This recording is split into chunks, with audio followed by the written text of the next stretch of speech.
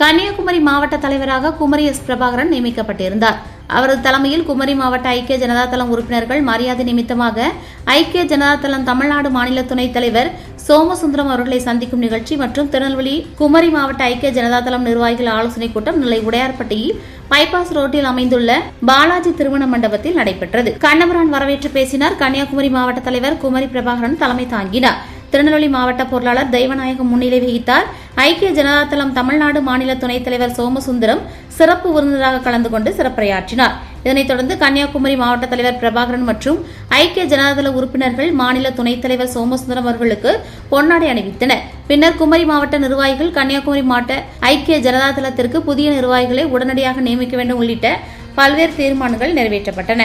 கூட்டத்தில் ஐக்கிய ஜனதா தளம் நிர்வாகிகள் மாயாண்டி, மெடிக்கல் மாரியப்பன், இசைக்கு பாண்டி, சுடலைமுத்து, ஊற்றுமகாலி, பேராட்சி, வேல்முருகன், ஜெயகணேஷ், மகாதேவன், கோவில்பட்டி கும்பையா, சையத் அலி, ஆஷிக், ஐயப்பன், நம்பி, குமரேசன், தாளையத்து செந்தில், முருகன், மாரிமுத்து, ஷேக் அமீர், ராமசாமி, அசோக் குமார், கோபாலசாமி, நரசிம்மன், ஜோசிய ராமசாமி, கோட்டிமுத்து, வேம்புதாஸ், மூக்கன், குறிச்சி பேச்சுப்பாண்டியன், முத்துராமன், தைல செல்வராஜ், சிந்துபூந்துரை தச்சை பிரகாஷ், வள்ளிநாயகம், சண்முகப்பிரியன், வெங்கடேஷ், வன்னைராஜ், கன்னியாகுமரி மாவட்ட நிர்வாகிகள் கார்த்திக், கனகராஜ், மகாராஜன், கார்த்திக் உள்பட பலரும் கலந்து கொண்டனர்.